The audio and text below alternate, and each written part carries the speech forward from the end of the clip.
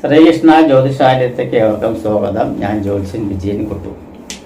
അതായത് ഇപ്പോൾ ഇവിടെ പറയുന്നത് ഈ വർഷത്തെ, അതായത് 2024 ഏപ്രിൽ മാസത്തെ വിഷുഫലം, അതായത് 1199 ആണ്ട് ഉള്ള വിഷുഫലമാണ് പറയുന്നത്. 1199 ആണ്ട് മലയാള വർഷം, അതുപോലെ തന്നെ 2024 ഇംഗ്ലീഷ് വർഷം. ഇതിലത്തെ വിഷുഫലമാണ് ഇപ്പോൾ പറയാൻ പോകുന്നത്. വിഷുഫലത്തിൽ കുംഭശനി, അതായത് കുംഭൻ രാശിയിൽ സഞ്ചരിച്ചുകൊണ്ടിരിക്കുന്ന ശനി, മേടവ്യാഴം, മേടൻ രാശിയിൽ സഞ്ചരിച്ചുകൊണ്ടിരിക്കുന്ന വ്യാഴം, കൊല്ലവർഷം 1199 മീനമാസം 31, അതായത് മീനമാസം 31 ശനിയാഴ്ച ഉദയായി, അതായത് ഉദയത്തിന് ശേഷം 36 നാഴികയും 6 വിനാഴിയും, 36 നാഴികയും 6 വിനാഴിയും, ഉദയത്തിന് ശേഷം 36 നാഴികയും 6 വിനാഴിയും ചെന്നതിന് ശേഷമാണ് മീനത്തിൽ നിന്നും, അതായത് മീനമാസമാണ്, മീനരാശിയിൽ നിന്നും സൂര്യൻ മേടൻ രാശിയിലേക്ക് അതായത് സൂര്യൻ പറഞ്ഞ രവി സംക്രമിക്കുന്നത്. അപ്പം മേഷ വിഷു സംക്രമം എന്ന് പറയും. മേടരാശിയിൽ സൂര്യൻ പ്രവേശിക്കുന്ന സമയത്തിനെ അടിസ്ഥാനപരമാക്കിയിട്ടാണ് വിഷുഫലം പറയുന്നത്. അപ്പോൾ മേടൻ രാശിയിലേക്ക് മീനൻ രാശിയിൽ നിന്നും മേടൻ രാശിയിലേക്ക് മാറുന്നത്, അതായത് സൂര്യൻ മാറുന്നത് മീനമാസം 31-ാം തീയതി 36 നാഴിക, ഉദയത്തിന് ശേഷം 36 നാഴികയും 6 വിനാഴിയും, അതായത് ശനിയാഴ്ച. അതായത് സമയം നമുക്ക് IST സമയം പറയുകയാണെങ്കിൽ രാത്രി 8:22 രാത്രി 8:22 വരുന്നത്. അപ്പോൾ ആ സമയത്ത് മകീര നക്ഷത്രമാണ് വരുന്നത്. മകീര നക്ഷത്രത്തിലാണ് ചന്ദ്രൻ സഞ്ചരിച്ചുകൊണ്ടിരിക്കുന്നത്. മകീര നക്ഷത്രത്തിലാണ്. ശുക്ലപക്ഷ ഷഷ്ടി പറഞ്ഞ വെളുത്ത പക്ഷം, അതായത് കറുത്ത ബാബിന് ശേഷമുള്ള ഷഷ്ടി, 6ാമത്തെ ദിവസം ഷഷ്ടി തിഥിയും പന്നികരണവും, കരണം വന്നിട്ട് പന്നികരണമാണ്. ശോഭനനാമ നിത്യയോഗവും നല്ലതാണ്. പന്നികരണവും ശോഭനനാമ നിത്യയോഗവും കൂടിയ മിഥുനക്കൂറ്റിൽ, അതായത് മിഥുനൻ രാശിയിലാണ് ചന്ദ്രൻ സഞ്ചരിച്ചുകൊണ്ടിരിക്കുന്നത്. അപ്പം മിഥുനക്കൂറ്റിൽ തുലാ ലഗ്ന സമുച്ചയത്തിൽ, അതായത് ആ സമയത്ത് ഉദിച്ചു വരുന്ന ലഗ്നം എന്ന് പറയുന്നത് തുലാ ലഗ്നമാണ്. അപ്പോൾ തുലാ ലഗ്ന സമുച്ചയത്തിൽ അഗ്നി ഭൂതോദയം കൊണ്ട്, ഭൂതോദയം പറഞ്ഞാൽ ആ സമയത്തുള്ള ഭൂതം ഏതാണ് ചോദിച്ചു പറഞ്ഞാൽ അഗ്നിയാണ്. അഗ്നി ഭൂതോദയത്തിൽ മേഷ വിഷു സംക്രമം, അതായത് വിഷു സംക്രമം വരുന്നത് ഈ സമയത്താണ് എന്നുള്ളതാണ് പറയുന്നത്. ആ സമയത്ത് തുലാ ലഗ്നമാണ് ഉദിച്ചു വരുന്ന ലഗ്നം എന്ന് പറയുന്നത്. ആ തുലാ ലഗ്ന പ്രകാരം തന്നെ ഗ്രഹസ്ഥിതി ഒന്ന് ചിന്തിച്ചു കഴിഞ്ഞാൽ തുലാ ലഗ്നത്തിന്റെ 3-ാം ഭാവത്തിൽ ഗുളികനാണ് നിൽക്കുന്നത്. 3-ാം ഭാവത്തിൽ വ്യാഴക്ഷേത്രത്തിൽ ഗുളികനാണ് നിൽക്കുന്നത്. 5-ാം ഭാവത്തിൽ ചൊവ്വയും ശനിയും കൂടി നിൽക്കുന്നുണ്ട്. 5-ാം ഭാവത്തിൽ, അതായത് കുംഭൻ രാശിയിൽ ശനിയും ചൊവ്വയും കൂടി നിൽക്കുന്നുണ്ട്. 6-ാം ഭാവത്തിൽ നിൽക്കുന്നത് സൂര്യനും ബുധനും ശുക്രനും രാഹുവുമാണ് നിൽക്കുന്നത്, അതായത് മീനൻ രാശിയിൽ. മേടൻ രാശിയിൽ 7-ാം ഭാവത്തിൽ നിൽക്കുന്നത് വ്യാഴമാണ്. 9-ാം ഭാവത്തിൽ മിഥുനൻ രാശിയിൽ നിൽക്കുന്നത് ചന്ദ്രനും. കന്നിരാശി 12-ാം ഭാവത്തിൽ നിൽക്കുന്നത് കേതുവുമാണ് നിൽക്കുന്നത്. അപ്പൊ ഇവിടെ ഈ രാശിപ്രകാരം നോക്കുമ്പോൾ വ്യാഴത്തിന്റെ ഇഷ്ടസ്ഥിതി നല്ല തന്നെയാണ്. അതായത് ലഗ്നാൽ 7-ാം ഭാവത്തിൽ വ്യാഴം നിൽക്കുന്നുണ്ട്. വ്യാഴം ലഗ്നത്തിന് വീക്ഷിക്കുന്നുണ്ട്. അതുകൂടാതെ തന്നെ 11-ാം ഭാവത്തിനെ വീക്ഷിക്കുന്നുണ്ട് വ്യാഴം. അതുകൂടാതെ 3-ാം ഭാവത്തിനെയും വീക്ഷിക്കുന്നുണ്ട് വ്യാഴം വീക്ഷിക്കുന്നത് പറഞ്ഞാൽ ദൃഷ്ടി ചെയ്യുന്ന ഓരോരോ ദിക്കുകളിനെ പറയുന്നത്. 11-ാം ഭാവത്തിലേക്കും അതുപോലെ ലഗ്നത്തിലേക്കും 3-ാം ഭാവത്തിലേക്കും ദൃഷ്ടി ചെയ്യുന്നുണ്ട്. അപ്പോൾ ഇവിടെ നോക്കുന്ന സമയത്ത് ലഗ്നം എന്ന് പറയുന്നത് തുലാ ലഗ്നമാണ്. തുലാ ലഗ്നത്തിന്റെ അധിപൻ ശുക്രനാണ്. ശുക്രൻ 8-ാം ഭാവം, അതായത് 8-ാം ഭാവം പറഞ്ഞാൽ ഇടവൻ രാശി 8ാം ഭാവം ഏറ്റെടുത്തുകൊണ്ട്, ലഗ്നാധിപൻ 8ാം ഭാവം അഷ്ടമസ്ഥാനം ഏറ്റെടുത്തുകൊണ്ട് 6ാം ഭാവമായ അനിഷ്ടസ്ഥാനമായിട്ടുള്ള മീനൻ രാശിയിൽ ഉച്ചസ്ഥനായിട്ടാണ് നിൽക്കുന്നത്. സൂര്യനോടൊപ്പം ബുധനോടൊപ്പം രാഹുവിനോടൊപ്പം ഉച്ചസ്ഥാനത്ത് നിൽക്കുന്നത്. അപ്പോൾ എന്താന്ന് വെച്ച് പറഞ്ഞാൽ ലഗ്നാധിപൻ അഷ്ടമസ്ഥാനം നാശസ്ഥാനമാണ്. സർവപ്രണാസോ വിപദോ അപവാദോ കേതുപ്രദേശോ മരണസ്യ ദാസ മടാദ്യം ഗതാച്ച വിഘ്ന എന്നാണ് പറയുന്നത്. അപ്പോൾ എന്താ വെച്ചാൽ സർവപ്രണാസോ, അപ്പോൾ സർവ്വവസ്തുക്കളുടെയും നാശങ്ങൾ ഉണ്ടാകും എന്നൊക്കെയാണ് ഈ പറയുന്നത്. അതായത് സർവ്വവസ്തുക്കളുടെ നാശങ്ങൾ, അപമാനങ്ങൾ, അതായത് ഭൂമിക്ക് ദോഷങ്ങൾ വരുന്നതൊക്കെയാണ് പറയുന്നത്. ഭൂമി കാരകനായിട്ടുള്ള ഗ്രഹം ലഗ്നാൽ 5ാം ഭാവത്തിൽ നിൽക്കുന്നുണ്ട്. അതുപോലെ തന്നെ ലഗ്നാധിപന്റെ 12ാം ഭാവത്തിലാണ് ഭൂമികാരകനായിട്ടുള്ള ചൊവ്വ നിൽക്കുന്നത്. ലഗ്നാധിപൻ തന്നെ അഷ്ടമസ്ഥാനം ഏറ്റെടുത്തുകൊണ്ട് 6ാം ഭാവത്തിൽ നിൽക്കുന്നുണ്ട്. മത്സ്യരാശിയിലാണ് നിൽക്കുന്നത്. മത്സ്യരാശി പറഞ്ഞാൽ അത് മത്സ്യരാശി പറഞ്ഞാൽ മീനൻ രാശി ജലരാശിയും കൂടിയാണ്. അപ്പം ജലരാശിയും കൂടി ആയിരിക്കുന്ന കാരണം കൊണ്ട് അവിടെ കൂടെ നിൽക്കുന്നത് സൂര്യനും ബുധനും, അതായത് ബാധകാധിപനും അതായത് 11ാം ഭാവാധിപനും ബാധകാധിപനുമായിട്ടുള്ള സൂര്യൻ 6ാം ഭാവത്തിൽ നിൽക്കുന്നുണ്ട്. അതുപോലെ തന്നെ 9ാം ഭാവാധിപനും 12ാം ഭാവാധിപനുമായിട്ടുള്ള ബുധൻ നീചം പിടിച്ച് നിൽക്കുന്നുണ്ട്. നീചഭംഗ രാജയോഗം ഉണ്ട് താനും. അതുപോലെ തന്നെ രാഹു നിൽക്കുന്നുണ്ട് ശുക്രന്റെ കൂടെ. അപ്പം ലഗ്നാധിപൻ അഷ്ടമസ്ഥാനം ഏറ്റെടുത്തുകൊണ്ട് 6ാം ഭാവത്ത് നിന്ന് കഴിഞ്ഞു പറഞ്ഞാൽ രോഗാധിക്യങ്ങൾ ഉണ്ടാകും. ഭൂമിയിൽ ജീവിക്കുന്നവർക്ക് രോഗാധിക്യങ്ങൾ ഉണ്ടാകും. വൈറസ് സംബന്ധമായിട്ടുള്ള രോഗങ്ങൾ ഉണ്ടാകും. ഗുളികൻ 3ലാണ് നിൽക്കുന്നത്. അപ്പോൾ വൈറസ് സംബന്ധമായിട്ടുള്ള രോഗങ്ങൾ ഉണ്ടാവും. എന്നിരുന്നാലും അതിലേക്ക് ചെറുത്ത് നിൽക്കുവാനുള്ള കെൽപ്പ് ഭരണാധികാരിയായിട്ടുള്ള സൂര്യൻ നിൽക്കുന്നത് 6ാം ഭാവത്തിലാണ്. കുറച്ച് കഷ്ടപ്പെടുമെങ്കിലും വ്യാഴത്തിന്റെ ദൃഷ്ടിയിൽ ലഗ്നാൽ 7ാം ഭാവത്തിൽ വ്യാഴം നിൽക്കുന്നത് വളരെ ഉചിതകരമായിട്ടാണ്. അപ്പോൾ ലഗ്നാൽ 7ാം ഭാവത്തിൽ വ്യാഴം നിൽക്കുന്നത് കാരണം കൊണ്ട് രോഗങ്ങൾ വരികയാണെങ്കിലും അതിനുള്ള പ്രതിവിധികൾ ഉണ്ടാവും എന്നാണ് പറയുന്നത്. പ്രതിവിധികൾ ഉണ്ടാവും. 4ാം ഭാവാധിപൻ അതായത് ജനസംബന്ധമായിട്ടുള്ള സമ്പർക്കവും ഭൂമി സംബന്ധമായിട്ടുള്ള നമ്മുടെ പ്ലേസ് സംബന്ധമായിട്ടുള്ള ഗ്രഹവും ഭൂമി കാരകനുമായിട്ടുള്ള ഗ്രഹം 4ാം ഭാവാധിപന്റെ ക്ഷേത്രത്തിലാണ് നിൽക്കുന്നത്. 4ാം ഭാവാധിപൻ 5ാം ഭാവത്തിൽ നിൽക്കുന്നത്. 5ാം ഭാവാധിപന്റെ ഭൂമികാരകനായിട്ടുള്ള ചൊവ്വയാണ്. ചൊവ്വ 2ാം ഭാവാധിപനും 7ാം ഭാവാധിപനും കൂടിയാണ് നിൽക്കുന്നത്. ഭൂമികാരകനായിട്ടുള്ളത് നിൽക്കുന്നത്. അപ്പോൾ ജനസമ്പർക്കനായിട്ടുള്ള ശനി 5ാം ഭാവത്തിൽ ഭൂമികാരകനായിട്ടുള്ള യോഗം നിൽക്കുന്നുണ്ട്. ഇപ്പോൾ ഇവിടെ വന്നിട്ട് വർഷകാലം, അതായത് ഈ വർഷം മഴ എങ്ങനെ ഉണ്ടാകും എന്ന് ചോദിച്ചു പറഞ്ഞാൽ കാലാവസ്ഥ അതായത് നമ്മുടെ മൺസൂൺ കാലം, അതായത് മഴക്കാലം എന്ന് പറയുന്നത് ജൂൺ 15 കൂടിയിട്ടാണ് മഴയുടെ ആരംഭം, മൺസൂൺ ആരംഭിക്കുന്നത് എന്നാണ് പറയുന്നത്. വർഷകാലം ആരംഭിക്കുന്നത് അത് യഥാക്രമം ആ സമയത്ത് തന്നെ ഉണ്ടാകും എന്നുള്ളതാണ് ഇതിൽ കാണുന്നത്. ലഗ്നാധിപൻ തന്നെ മത്സ്യരാശിയായിട്ടുള്ള 6ാം ജലരാശിയായിട്ടുട്ടുള്ള 6ാം ഭാവത്തിൽ നിൽക്കുന്നത് കാരണം മഴ ഇഷ്ടം പോലെ ഉണ്ടാവും എന്നുള്ളത് കാണുന്നുണ്ട്. വർഷകാലം ഫുള്ളായിട്ട് കാലവർഷം ഫുള്ളായിട്ടുണ്ടാവും എന്നുള്ളതും പറയുന്നുണ്ട്. അതുകൂടാതെ തന്നെ ന്യൂനമർദ്ദം സംബന്ധമായിട്ടുള്ള ഇത് ഉണ്ടാവും. കാരണം ചന്ദ്രന്റെ കേന്ദ്രത്തിലാണ് ലഗ്നാധിപനായിട്ടുള്ള ഗ്രഹം നിൽക്കുന്നത്, അതും ജലരാശിയിൽ. അത് കാരണം ന്യൂനമർദ്ദന സംബന്ധമായിട്ടുള്ള മഴകളും ഇതിൽ കാലവർഷം കൂടാതെ ഉണ്ടാവും എന്നാണ് പറയുന്നത്. അത് ന്യൂനമർദ്ദം എന്ന് വെച്ച് പറഞ്ഞാൽ ചിലപ്പോൾ വിടാതെ 3, 4, 5 ദിവസങ്ങളൊക്കെ വിടാതെ മഴ പെയ്യാനുള്ള സാധ്യതകളുണ്ട് എന്നാണ് പറയുന്നത്. ചുരുക്കി പറയുകയാണെങ്കിൽ പ്രളയ സാധ്യതയെല്ലാം ഉണ്ടാവും എന്നാണ് പറയുന്നത്. ജലപ്രളയമൊക്കെ ഉണ്ടാവും എന്നാണ് പറയുന്നത്. മേടൻ രാശിയിൽ വ്യാഴം നിൽക്കുന്നത് കാരണം കൊണ്ടും ജലരാശിയിൽ ലഗ്നാധിപൻ അഷ്ടമസ്ഥാനം ഏറ്റെടുത്ത് നിൽക്കുന്ന കാരണം കൊണ്ടും പ്രളയത്താൽ വന്നിട്ട് ബുദ്ധിമുട്ടുകൾ ഉണ്ടാകും. പക്ഷെ അതിനുള്ള പരിഹാരങ്ങളൊക്കെ പെട്ടെന്ന് തന്നെ ചെയ്യാനുള്ള മുൻകൂട്ടലുകൾ എല്ലാം ഉണ്ടാവും. കാരണം വ്യാഴത്തിൻ്റെ ദശയിൽ ലഗ്നത്തിലേക്ക് വരുന്നുണ്ട്. അത് കാരണം കൊണ്ട് അങ്ങനെയെല്ലാം ഉണ്ടാകും എന്നുള്ളത് പറയുന്നത്. അപ്പം അങ്ങനെയൊക്കെ ആണെങ്കിലും രോഗാധിക്യ സംബന്ധമായിട്ടുള്ള ഇത് വന്നിട്ടുണ്ട്. ഗവൺമെന്റ് സംബന്ധമായിട്ടുള്ള ലെവലിൽ നോക്കുന്ന സമയത്ത് ഗവൺമെന്റ് കാരകനായിട്ടുള്ള ഗ്രഹം 6ാം ഭാവത്തിലാണ്. അപ്പോൾ ഗവൺമെന്റിന് ഭയങ്കര ബുദ്ധിമുട്ടുകളും കാര്യങ്ങളൊക്കെ ഉണ്ടാകും. ചേർത്ത് നിൽക്കാൻ ബുദ്ധിമുട്ടുകൾ ഉണ്ടാവും.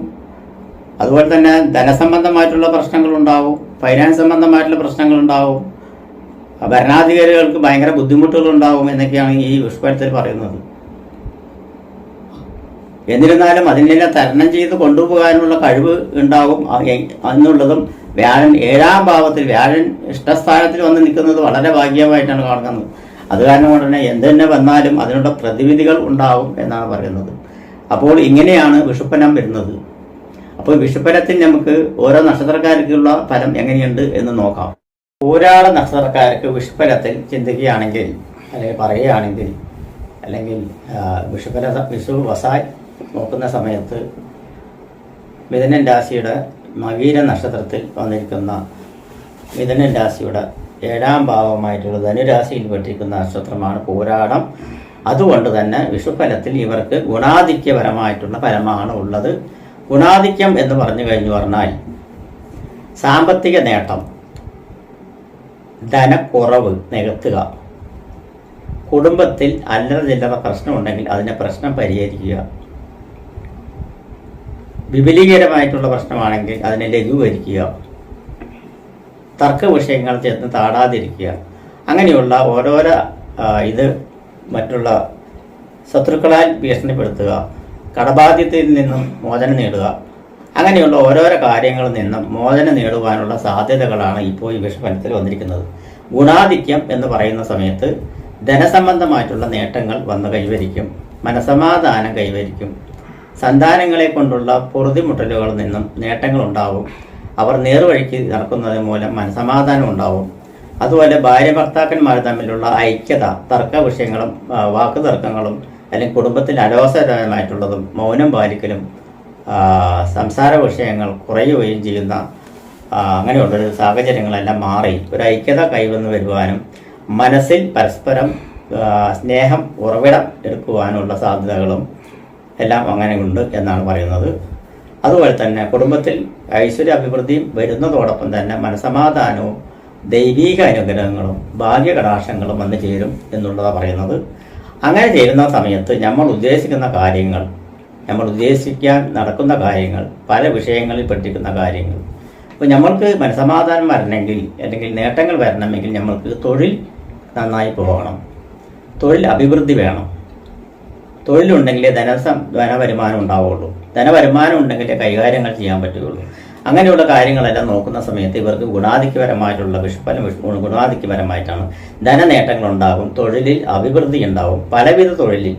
അത് പലവിധ തൊഴിൽ വെച്ച് പറഞ്ഞപ്പോൾ ഉദാഹരണം എടുക്കുകയാണെങ്കിൽ മെക്കാനിക്കൽ സംബന്ധമായിട്ടുള്ള വർക്ക്ഷോപ്പ്, മെക്കാനിക്കൽ, അതുപോലെ ഹൈടെക് സംബന്ധമായിട്ടുള്ള മെഷീനറി സംബന്ധമായിട്ടുള്ള മോട്ടോർ വാഹന സംബന്ധമായിട്ടുള്ള ടെക്നോളജികൾ സംബന്ധമായിട്ടുള്ള പുതിയ പുതിയ ടെക്നോളജികൾ കണ്ടുപിടിക്കുക, വാഹനങ്ങളുടെ പുതിയ മേൽപ്പടി കണ്ടുപിടിക്കുക. ഇപ്പോൾ ഇലക്ട്രോണിക് വാഹനങ്ങൾ വന്നു.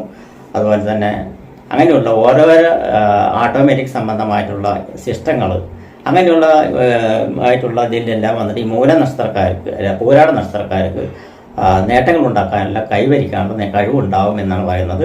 അതുപോലെ തന്നെ ശത്രു സംബന്ധമായിട്ടുള്ള പീഡനങ്ങളിൽ നിന്ന് രക്ഷപ്പെടുവാനുള്ള മാർഗങ്ങളും കടബാധയിൽ നിന്നും മോചനം നേടുവാനുള്ള മാർഗങ്ങളും അല്ലെങ്കിൽ അതിന് മനസമാധാനം കിട്ടുവാനുള്ള സാധ്യതകളും, അതുപോലെ തന്നെ ഭവന നിർമ്മാണം പാതി വഴിയിൽ ഇട്ടിട്ട് പോയിട്ടുള്ള ആളുകൾക്കെല്ലാം അല്ലെങ്കിൽ വ്യക്തികൾക്കെല്ലാം അത് മോടി പിടിപ്പിക്കാനും അല്ലെങ്കിൽ അതിനെ ഉയർത്തി വലുതാക്കി അതിൽ ഗൃഹപ്രവേശം നടത്തുവാനുള്ള സാധ്യതകളും എല്ലാം കാണുന്നുണ്ട്. ഭൂമി സംബന്ധമായിട്ടുള്ള നേട്ടങ്ങൾ ഉണ്ടാകാനുള്ള സാധ്യത, ഭൂമി വാങ്ങിക്കുവാനുള്ള സാധ്യതയുണ്ട്. ഭൂമി വിൽക്കാൻ കഴിയാത്തവർക്കാണെങ്കിൽ ഭൂമി വിൽക്കാനുള്ള ഇടയുണ്ടാവും.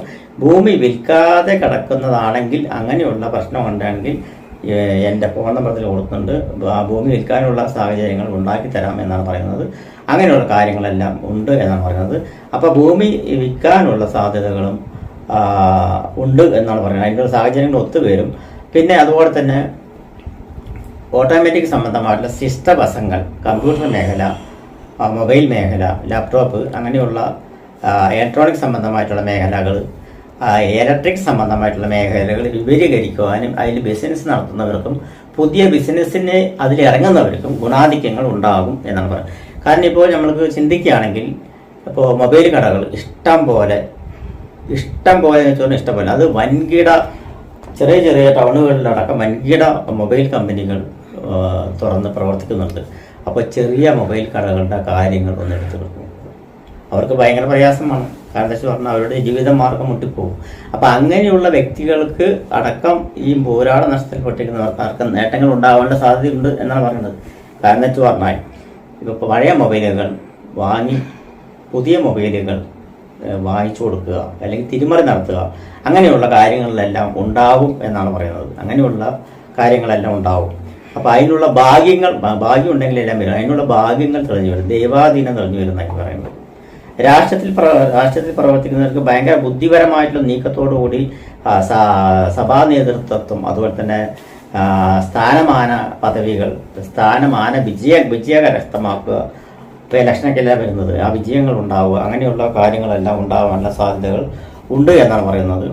അതുപോലെ തന്നെ സിനിമാ മേഖലയിൽ പ്രവർത്തിക്കുന്നവർക്കും നല്ല ഉണർവുണ്ടാവും, നല്ല വരുമാന മാർഗം ഉണ്ടാവും, നല്ല പ്രൊജക്റ്റുകൾ വരുവാനുള്ള സാധ്യത. ഇപ്പോൾ റിയാലിസ്റ്റിക് സിനിമകളൊക്കെയാണ് വന്നുകൊണ്ടിരിക്കുന്നത്. അതായത് ഒറിജിനൽ സംഭവങ്ങളെ ആസ്പദമാക്കിയുള്ള ഇതൊക്കെയാണ് ഇപ്പോൾ വന്നുകൊണ്ടിരിക്കുന്നത്. അതിൽ വിജയം ഭയങ്കര കരസ്ഥമാക്കി പോകുന്ന ലെവലുകൾ കണ്ടുവരുന്നുണ്ട്.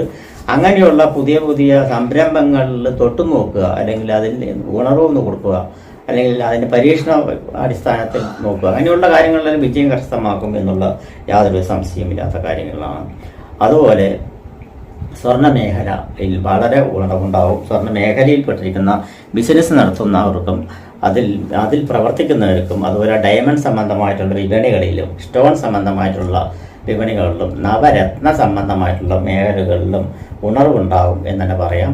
ഇരുമ്പ് സംബന്ധമായിട്ടുള്ള മേഖലകൾ, സ്റ്റീൽ സംബന്ധമായിട്ടുള്ള മേഖലകൾ, അങ്ങനെയുള്ള മേഖലകളിലെല്ലാം വളരെ ഇതുകൊണ്ടുണ്ടാവും. അതുപോലെ തന്നെ ധാന്യങ്ങൾ ചെയ്യുന്നവർക്കും വ്യവസായികൾക്കും, അതായത് കൃഷി ചെയ്യുന്നവർക്കും എല്ലാം ഗുണാനുഭവങ്ങൾ വന്നു ചേരുവാനുള്ള സാധ്യതയുണ്ട്. അതുപോലെ വിദേശത്തേക്ക് പോയി ജോലി നോക്കാം എന്നുള്ള 70% ആൾക്കാരുടെയും കാര്യങ്ങളാണ് ഇങ്ങനെ ഇപ്പോൾ ഉള്ളത്. വിദേശത്ത് പോയാലും വല്ല ഗുണങ്ങളുണ്ടാവുള്ളൂ എന്നുള്ളത്. അങ്ങനെ വിദേശത്തേക്ക് പോകാൻ താല്പര്യമെടുക്കുന്നവർക്കെല്ലാം അത് സാധ്യമായി കൈവന്നു കൂടും എന്നാണ് പറഞ്ഞു വരുന്നത്. അതിനുള്ള താല്പര്യം ഉണ്ടാകും. അതുപോലെ തന്നെ വിദേശ പഠനത്തിന് ശ്രമിക്കുന്നവർക്കും അതിനുള്ള സാധ്യത ഉണ്ടാകും. അലോപ്പതി, ആയുർവേദ, ഹോമിയോപ്പതി അങ്ങനെയുള്ള മേഖലകളിൽ പ്രവർത്തിക്കുന്നവർക്കെല്ലാം അവർ ഉദ്ദേശിക്കുന്ന ലെവലുകളിൽ പരീക്ഷണാടിസ്ഥാനത്തിൽ അല്ലെങ്കിൽ വിജയകരമായിട്ടുള്ള കാര്യങ്ങളിലെല്ലാം ഇതുണ്ടാകും. മെഡിസിൻ ഗവേഷണ രംഗത്ത് നല്ല ഉണർവുണ്ടാവും. അതുപോലെ തന്നെ സയൻസ് സംബന്ധമായിട്ടുള്ള മേഖലകളിൽ ശാസ്ത്ര വിഷയങ്ങളിൽ പങ്കെടുക്കുന്നവർക്കും അതിൽ ഗവേഷണം നടത്തുന്നവർക്കും നല്ല വിജയ സാധ്യതയുണ്ട്. ഗവൺമെൻറ് തലത്തിൽ പ്രവർത്തിക്കുന്നവർക്ക് പ്രമോഷൻ മറ്റുള്ള കാര്യങ്ങൾ വരുവാനും സ്ഥാനമാനങ്ങൾ കിട്ടുവാനും, ഗവൺമെൻറ് ജോലിക്കായി കാത്തിരിക്കുന്നവർക്ക് ഈ രാശി വശാൽ, അതായത് വിഷുവശാൽ അവർക്ക് ഗവൺമെൻറ് കാരകനായിട്ടുള്ള ഗ്രഹം അവരുടെ രാശിയിൽ നിന്ന് 4ാം ഭാവത്തിലാണ് നിൽക്കുന്നത്. അത് ഗുണകരമായിട്ട് തന്നെ കിട്ടും എന്നാണ് പറയുന്നത്. അതുകൂടാതെ തന്നെ അവർക്ക് പൊതുമേഖലാ സ്ഥാപനം എന്നീ മേഖലയിൽ പ്രവർത്തിക്കുന്നവർക്കും പുതിയ ബിസിനസ് ആരംഭിക്കാൻ ശ്രമിക്കുന്നവർക്കും ഗുണാനുഭവങ്ങൾ വന്നു ചേരും എന്നൊക്കെയാണ് പറയുന്നത്.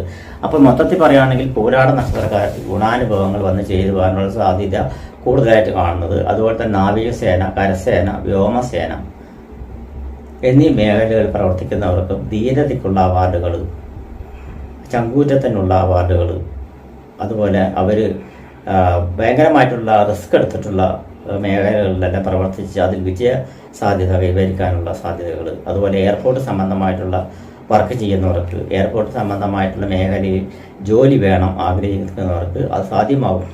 പൈലറ്റുമാർക്കെല്ലാം വിജയസാധ്യത കൂടുതലായിട്ടാണ് കാണുന്നത്. തീർച്ചയായിട്ടും അത് പോരാട നക്ഷത്രത്തിൽ പൈലറ്റ് ആവാൻ സാധ്യതയുള്ള ആളുകൾക്ക് പൈലറ്റായി ഈ 2025 സാധ്യമാകും. അങ്ങനെ ഉണ്ടെങ്കിൽ എനിക്ക് ഫോൺ ചെയ്യുക എന്നാണ് പറയുന്നത്. പോരാട നക്ഷത്രക്കാർക്ക് വരവ് ചെലവിൽ നോക്കുന്ന സമയത്ത് കുറച്ച് വരവ് കുറവും ചിലവ് കൂടുതലായിട്ടാണ് കാണുന്നത്. അതായത് വരവ് 8-14 ചിലവാണ് കാണുന്നത്. കാരണം പറഞ്ഞാൽ പോരാട നക്ഷത്രക്കാർക്ക് വിശ്വാസാൽ ചിലവ് കൂടുതലും വരവ് കുറവാണ്. അപ്പോൾ വരവ് വന്നാൽ ഇപ്പോൾ നമ്മൾക്ക് 1,00,000 റുപ്യയിൽ 1,000 റുപ്യ ചുരുക്കി 1,000 റുപ്യ വരുമാനം വരികയാണെങ്കിൽ നമ്മൾക്കത് വരവ് കുറയും, ചിലവ് കൂടുതലായി വരുന്നതാണ് പറയുന്നത്. അപ്പോൾ വരുമാനം ഇപ്പോൾ ഈ തൊഴിലഭിവൃദ്ധി മറ്റുള്ള കാര്യങ്ങളെല്ലാം ഉണ്ടെങ്കിൽ അഭിവൃദ്ധി വരണ്ട എന്നാണ് പറയുന്നത്. അത് ഏതെങ്കിലും ഒരു വഴിക്ക് പോകാനുള്ള സാധ്യതയുണ്ട് എന്നാണ് പറയുന്നത്. അപ്പോൾ അതിനുവേണ്ടി മഹാദേവ ക്ഷേത്രം, അതായത് ശിവക്ഷേത്രത്തിൽ 14 രൂപ ഉള്ളം കയ്യിൽ വെച്ച് പ്രാർത്ഥിച്ച് മനസ്സൊരുക്കി പ്രാർത്ഥിക്കുക. അതായത് വരുമാന വർധനവ് നേരെ തിരിഞ്ഞ് 8 വരവും ചിലവ് 14 എന്നുള്ളത് വരവ് 14 8 ചിലവും വരുന്ന ലെവലിൽ പ്രാർത്ഥിച്ചിട്ട് ഇട്ട് കഴിഞ്ഞാൽ അത് ഈക്വലായിട്ട് മാറും. ചിലവ് ഉള്ള വരവ് ചിലവും, എന്നാലും കുഴപ്പമില്ല എന്നാണ് പറഞ്ഞു തരുന്നത്. അപ്പോൾ വരവ് ചെലവ് കണക്ക് നോക്കുമ്പോൾ സമയത്ത് 14 രൂപ ചെലവും 8 രൂപ വരവുമാണ് കാണുന്നത്. 14 രൂപ മുൻഭാണ്ഡാരത്തിലും 8 രൂപ അതായത് ശിവക്ഷേത്രത്തിൻ്റെ പിന്നിലുള്ള ഭാണ്ഡാരത്തിലും പ്രാർത്ഥിച്ചിട്ട് കഴിഞ്ഞാൽ ആ ദോഷവിധം മാറി വരും എന്നാണ് പറയുന്നത്. നമസ്കാരം.